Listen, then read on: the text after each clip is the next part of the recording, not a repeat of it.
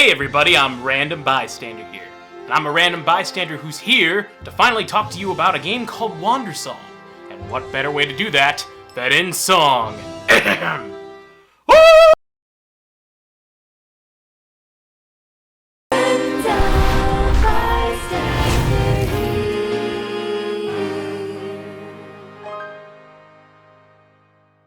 I remember discovering Wandersong through various different streamers, as it not only was released on Steam, but also for the Nintendo Switch. Not only did I instantly fall in love with the bright visuals and optimistic art style, but I had just recently purchased a Switch for streaming, and I was itching to try a new game on the console. I still couldn't afford a lot of first-party games, so when I saw the praises of Wandersong, I took a gamble and played it blind on stream. And my god, was it a fantastic, musical-loving risk that paid off. I remember being so amazed with the game, not only because of the mechanics, but the characters, the world, the dialogue, and the story. And at the time, the game received high praise from critics and players alike. But that was 2 years ago, and I don't hear people nearly talking about this game as much as I think they should. So I decided, why not give this game another go, and let you know my thoughts on the Singing Saga, and to see if it still holds up in 2020.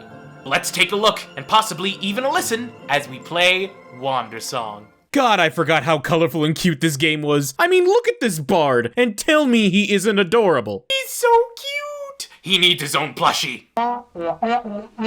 He has one? Mail it over here, stat! Alright, so what's the story about? Don't worry, I won't go into major spoilers, only the minor spoilers. I'm sorry, I should have augmented that pun. The results are really diminished, but eventually I'll come out dominant. You play as a happy-go-lucky doofus of a bard who recently had a dream of a rainbow-haired girl, prophesizing that the world will end and that everyone's demise is unstoppable. The end. That's Wandersong, everybody. In a bit, we're gonna die. Of course, the bard doesn't want the world to end. Thus, he goes on a quest to defy the prophecy, and with the help of a grumpy witch named Miriam, he must learn the songs of magical beings called the Overseers, find them, and gain knowledge of the Earth Song. Things get more complicated when a legendary hero destined to help wipe the universe clean takes out the Overseers. The bard, who you get to name early on, I named him Sing because it's a cute name for a bard. What do you want from me? Must travel around the world with Miriam to learn the Earth Song and save the world. Maybe? The story in this game is phenomenal. Absolutely phenomenal. It's a huge adventure where you encounter many different friends and foes. A band, pirates, ghosts, revolutionary workers trying to bring down a factory, just to name a few. It can be very funny too, and the dialogue feels supernatural. It reminds me of Earthbound and how you'll want to talk to a character multiple times in order to get every piece of dialogue. Plus the way the bard's optimism interacts with the adorable apocalyptic setting, it can be a lot of fun. It's super cheerful for sure, but at the same time, the game isn't afraid to get serious and heartfelt when it needs to be. The bard in particular has a lot of growth. He starts out absurdly optimistic, but events in the game, those around him, fate itself tells him that he can't do this. He's not supposed to do this, and he should just give up. Sure, he fights it at first, but many times he starts doubting his actions, whether it is worth it to even try. And we as the players share that same sense of doubt. It's a story that keeps you guessing while still maintaining the wholesomeness that you get from the start of the game all the way until the end. I truly love it. It's what made me fall in love with the game 2 years ago, and I still love it now. I can gush forever about details about the story that I adore, but for the sake of time and wanting to avoid spoilers, I'd say just play the game for yourself. Trust me, you won't regret it. But what can I talk about that's not spoilerish? Oh, I know! The visual design! To say this game's art style is appealing is the biggest understatement I've heard in the 2010s. It gives a look of paper-thin world with bright colors and simple shapes for each character, location, and creature. I kept getting Paper Mario vibes when playing the game, especially with the act structure and the opening and closing of the curtains. I couldn't stop thinking of Thousand Year Door. Man, if only Nintendo remade that game. Nintendo, please don't make me beg, even though I begged already in a previous video. The colors of this game really make the shapes and atmosphere pop. Things are going well for our character. The lighting shows a bright and vibrant setting. Things aren't going so well for our song-spouting son of a gun. The colors are all dark and sad. They do a good job of reflecting the character's mood and tone of the story, and even foreshadow the events to come. Plus, it just looks appealing to the eye. I'd say this graphical style was made for the Switch. The game is a lot more than bright visuals and witty dialogue. The game has, in fact, gameplay.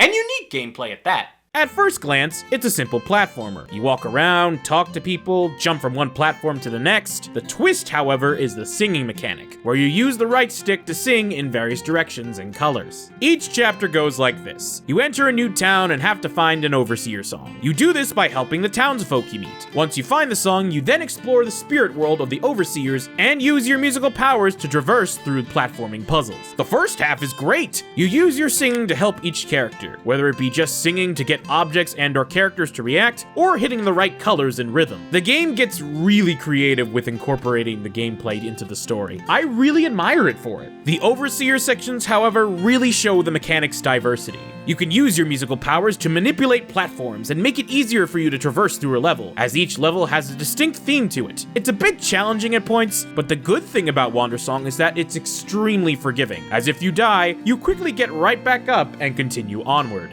The singing mechanic in Wandersong really stands out, and the developers try to use the mechanic every chance they get. Too bad it's a tiny bit flawed. I never played the Steam version, but the Switch version has a bit of issues with the analog stick. There are often times I will try to go to a certain color in the wheel, only to accidentally hit another one, thus making me have to do the pattern all over again. I wanted to hit high note red, not orange. It's not as triumphant. It's a nitpick, but it's probably my biggest critique with the game, as having to redo melodies can take me out of the magic. And even then, it's still pretty forgiving, as you get right back into starting a new pattern without any major consequences. I think the developers knew that there were some issues with the wheel mechanic, as they wanted to make it easier for those more into the story. So long as you did your best, you were able to move on most of the time. Casuals, am I right? With a game like Wandersong, music plays a vital role in the story and gameplay. And my God, do I love it.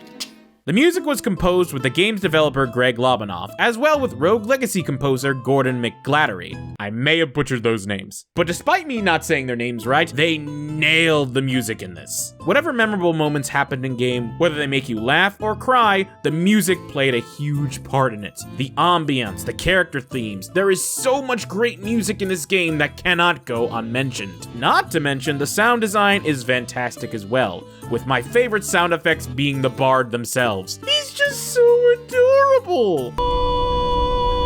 And if you crouch, he sings even lower! Beautiful! God, it was really nice playing this game again. I liked it 2 years ago, and I think it's safe to say that it still really holds up very well. This game is such a unique gem, and I think a lot more people need to play it. It's fun, adorable, great characters, and one of the best heartwarming stories I've ever experienced in a game. It was Mr. Lobanoff's first major game, and recently, he had a Kickstarter for another, Chicory, A Colorful Tale, which looks wonderful and I cannot wait to see it on the Switch. These indie creators truly deserve their successes, as the game is such a positive highlight, and I am so glad I got to enjoy it again. Wandersong is a beautiful tune you never want out of your head. Thank you everyone for watching, and now I'm off to audition for a role in a virtual musical. To dream. Hey everybody, I'm RandomBystanderHere, and thank you so much for watching all the way to the end of the video. I really do appreciate it. Thank you to those who subscribe to YouTube, followed on Twitch, Twitter, Instagram, TikTok, everybody, thank you so much. You guys are the reason I do this. I truly appreciate it. Thank you. If this was your first video you found here, congrats! Welcome! We have a lot of different videos for you to watch, all Nintendo related, also stream compilations, also a podcast I've been working on as well, which is really, really cool. You might want to go give them a watch if you like. Speaking of liking, don't forget to like and leave a comment, and maybe even hit that notification button if you really like what you see. It really helps me out. Really appreciate it. Truly I do. Thank you. Link to my Twitch and my other social medias in the description below. We have a lot of fun times there. The community's getting bigger and bigger. You want to join in on the fun. Trust me. Thank you for all the love and support. It means so much to me. We're almost at 800 subscribers. 1,000 is just around the corner. I can't believe I'm saying this, but it's so true. And we're gonna get there. We're gonna rock it. And I cannot wait to make more videos and stream for you guys. Thank you so much for watching, and I'll see you all in the next video. Also, I need some water after all that singing. There wasn't any water in that.